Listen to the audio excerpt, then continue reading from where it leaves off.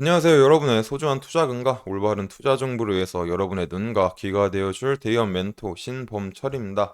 오늘 알아볼 기업은 태경케미칼이고요. 태경케미칼의 업황과 주가 분석을 알아보는 시간을 가지도록 하겠습니다. 결국에 이제 태경케미칼의 주요 산업 분야는 가스 산업과 친환경 사업 부분이 있습니다. 그리고 그 중에서 조금 더 자세히 보자면 석회제조, 탄산가스, 전구, 비철금속 사업부, 고속도로 휴게소 및 주유소 연료, 기타 등이 있습니다. 그리고 이 부분에서 석회제조가 약 30%로 태경케미칼에서 가장 많은 매출 비중을 두고 있는 사업이죠. 그래서 이제 태경케미칼은 석회제조를 연간 82만 톤을 생산하면서 국내 최대 규모이다라는 점이죠. 그러면 이제 석회가 어디에 쓰이냐를 알아야 되겠죠. 석회는 이제 유리, 비누, 의약품 이런 곳 등에 많이 쓰인다라는 점입니다.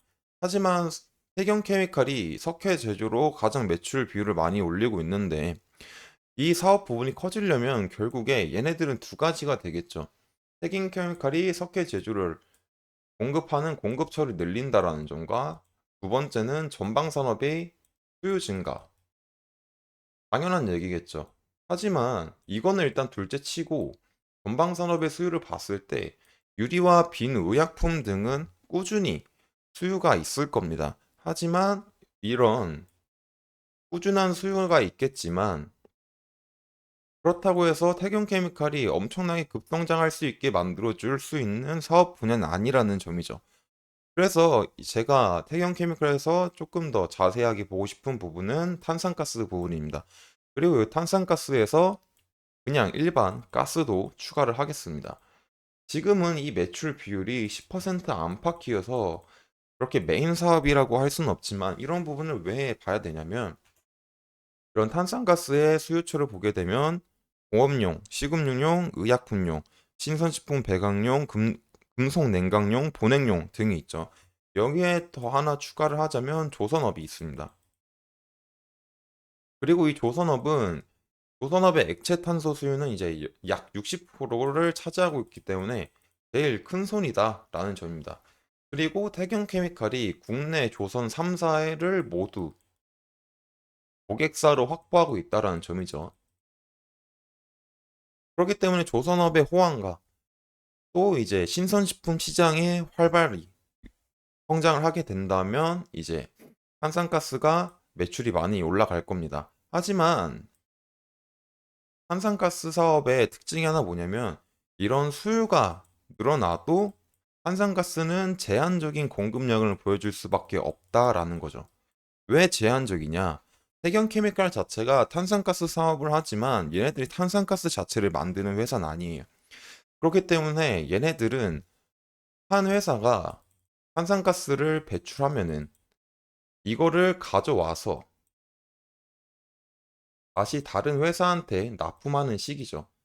그렇기 때문에 이런 탄산가스의 배출량이 폭발적으로 증가하지 않기 때문에 태경케미칼도 일정 양 수입할 수밖에 없고 태경케미칼이 다른 회사한테도 일정 양만 공급해 줄 수밖에 없다. 그렇기 때문에 이제 제한적이다. 그러므로 수요가 늘어나는데 공급은 제한적이니 이제 탄산가스의 톤당 가격이 늘어나면 태경케미칼의 주가, 그 매출액도 같이 상승할 수 있다라는 점이죠. 그래서 이제 태경케미칼은 또 하나 특징, 가스 산업이라고 했었죠. 이 가스 산업을 왜 봐야 되냐면 이 7월 달에 나온 기사입니다. 태경케미칼 중수출 제한 게르마늄 대체제 아르곤가스 판매 부각이다라는 거죠. 그래서 이 첨단 반도체 제조에 쓰이는 갈륨과 게르마늄의 수출 통제, 그리고 이제 중국이 이거를 통제하다 보니까 어떤 대체제로 아르곤가스도 괜찮더라. 그리고 태경케미칼이 아르곤가스를 가지고 있어서 앞으로 이런 중국이 이런 부분에서 수출 통제를 해준다면은 아르곤 대체제를 가지고 있는 태경케미칼이 수혜주로서 작용할 수 있다라는 점입니다. 그리고 태경케미칼 증설 국내 탄산가스 시장 점유율 1위 쇼티지 수혜주 부각. 아까 전에 말했지만 결국에 이런 탄산가스를 가장 많이 소비하는 건 조선이고 그리고 또 신선식품 이런 시장들이 활발히 증가를 하게 될 텐데 앞으로도 증가에 비해서 공급 제한적인 탄산가스를 공급해 주니까 이런 판가 상승이 지속된다. 그러기 때문에 이런 신선식품 시장 성장과 조선 용접용 액체탄산 수요 증가로 쇼티지가 심화된다. 그렇기 때문에 이런 업계 조선과 신선식품의 업계 호황이 결국에 탄산가스의 판가를 상승시키는 주요 원인이 되니까, 즉 이제 태경케미칼이 이제 국내 탄산 시장 점유율 1위를 차지하는 만큼 이런 상황이 지속되면 수혜를 볼 수 있다는 점이 특징적이겠습니다. 그래서 이제 태경케미칼에 대해서 업황은 여기까지 알아보고 현재 주가가 어떻게 흘러가고 있는지 알아봐야 되겠죠. 그래서 태경케미칼의 주가를 한번 보게 되면 주봉부터 한번 살펴보겠습니다. 주봉부터 살펴보면은 아직까지는 특별한 방향성을 보이고 있다라고 말할 수는 없습니다. 왜냐면 이제 이평선들이 모여 있다라는 점은 결국에 혼조세를 나타내니까 특정 방향에 대한 앞으로 상황은 이제 예측하기는 조금 힘들다라는 점도 있겠죠. 하지만 이런 부분이 지속이 된다면 지금 상황처럼 계속 캔들이 이제 이평선이 모여 있지만 캔들이 계속 오평선 위에 있고 이런 상황이 지속이 돼서 매물대 상단에 도달하고 그 다음에 눌리더라도 이 고점 부분에서 조금만 놀아주면 준 다음에 눌리면 어떤 상황이 이루어지냐면 꼬여있던 이평선들이 점점 풀리게 됩니다. 그러니까 점점 이제 추세가 만들어진다라는 얘기예요. 그리고 이 상황에서 계속 이런 부분이 지속된다면 얘는 주가가 상승할 수 있는 그림도 나올 수 있다고 볼 수도 있겠죠. 하지만 이제 반대로 이평선이 꼬여 있는 만큼 얘가 다시 밑으로 가도 이상한 그림은 아닐 수도 있다라고 생각을 합니다. 그래서 이런 부분들을 좀 더 자세히 보기 위해서 날봉을 한번 살펴보면, 날봉 같은 경우도 이 부분까지는 이평선들이 혼조세를 보였다. 그러니까 특정 방향성을 보이진 않았다. 하지만 지금 상승을 이뤄놨고 눌리다가 다시 방어해주는 모습을 보였죠. 그러다 보니까 어느 정도 이제 5평선, 10평선, 20평선이 우상향 하려고 하고 60평선도 돌아가려고 하고 있다라는 점입니다.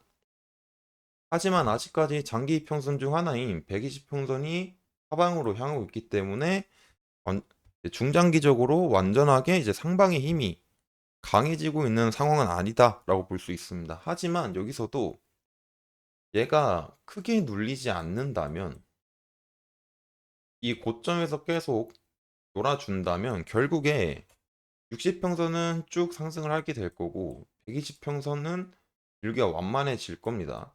이 상황에서 60평선과 120평선의 골든 크로스가 생길 수 있으니 이제 어떤 중장기적으로 상승의 힘이 강해질 수도 있다라고 판단할 수도 있을 것 같습니다. 그래서 이제 결국에 태경케미칼에서 중요한 부분은 현재 뭐 주봉에서는 이 매물대 안에 놀고 있어서 얘가 이렇게 떨어도 이상한 그림은 아니지만 날봉에서는 그래도 점차적으로 배열을 갖추려는 움직임이 나오고 있기 때문에 좀 기대를 해볼 수도 있지 않을까 생각을 합니다. 지금 당장 이 부분은 뚫지 못하더라도 크게 눌리지 않는 이상, 크게 눌리지 않는다면은 이제 한 이 부분 13,000원 부근일 것 같으면 13,000원 이제 부근일 것 같아요. 13,000원. 이 부분을 크게 해치지 않는 이상은 이제 잘 지지를 해주면 다시 이제 반등을 할 수도 있는 흐름이 나오지 않을까도 생각을 할 수 있을 것 같아요. 그래서 이제 이 부분을 이평선으로 설명을 계속하고 있는데, 이 부분은 이제 평행 채널을 그려보더라도 이 추세선과 이제 20평선 이 부분, 그리고 이제 매물대 부분이니까 잘 지지를 해주는 게 제일 중요하다라고 생각을 합니다. 그래서 이제 13,000원 부근을 깨트리고 가면 어떡하냐. 13,000원 부근을 깨트리고 갔을 때는 다시 이제 12,580, 12,600원 부근을 하방 이탈하는지를 지켜봐야 될 것 같습니다. 그리고 그 다음에 다시 이 부근을 안착할 수 있는지를 봐야 되겠고요. 하지만 이제 일단은 배열을 갖추고 있으니까는 상방 시나리오 조금만 더 초점을 두자면 돌파를 하잖아요. 돌파를 했을 때 이 매물대는 그 전보다는 조금 수월할 수도 있지 않을까라고 생각하는 게 여기서 한번 눌림이 왔고 그 다음에 여기서 한번 눌렸다가 다시 상승해주고 지금 다시 눌리고 있으니까는 총 3번 눌리고 있는 상황이죠. 그래서 이 마지막 네 번째는 지난 상황보다는 조금 올리기가 수월하지 않을까 생각을 합니다. 그래가지고 이걸 뚫고 갔을 때는 이제 15,000원 부근이 이제 매물대로서 저항 역할을 할 수 있다. 여기서는 이제 그동안 눌린 거에 대한 본전 심리와 밑에서의 차익이 매도세가 될 수 있기 때문에 이런 부분에서 어느 정도 이제 이득을 보신 분들은 한번 쉬어가는 것도 좋지 않을까 생각합니다. 그래서 다시 정리하자면 큰 틀에선 혼조세다. 혼조세지만 그 흐름이 지속이 되면은 특정 이제 가격대를 침범하지 않는 선에서 특정 가격대를 침범하지 않는 데서 이 고점 부에서 계속 방어를 하게 된다면 이평선들이 점점 배열이 풀릴 거니까 상승의 힘이 갈 수 있다라는 점이죠. 하지만 혼조세인 만큼 눌려도 이상한 그림은 아니다고 생각할 수 있다라는 점이죠. 하지만 일봉에서는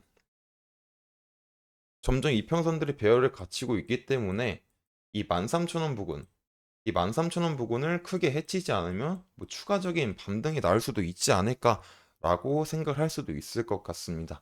그래서 추가적인 반등이 나왔을 때는 한 번, 두 번, 세 번 눌렸으니까 그동안 눌렸던 것보다는 조금 더 수월하게 올려줄 수 있다. 그래서 가격이 상승했을 때는 이제 15,000원 부근에서 한번 쉬어가는 것도 방법이다라는 것이 될 수도 있겠죠.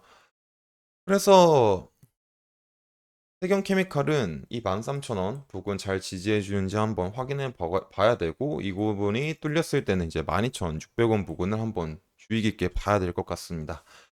그래서 이제 태경케미칼에 간단하게 차트를 알아봤는데 하고 싶은 말은 많지만 더 많이 하게 되면 리딩의 영역이 될 수 있어서 조금 말을 아낀 점이 있는데 이 부분은 조금 양해 부탁드리겠습니다. 이상 태경케미칼에 대한 이제 이슈 업황과 주가 분석은 여기까지 마치도록 하고 추가적인 이슈나 차트 흐름에 변화가 있으면 다시 제가 면밀히 추적해서 여러분들한테 알려드릴 테니까 태경케미칼에 관심이 있으신 분들은 이제 꾸준히 시청해 주셨으면 감사하겠습니다. 이상 대연 멘토 신범철이었습니다.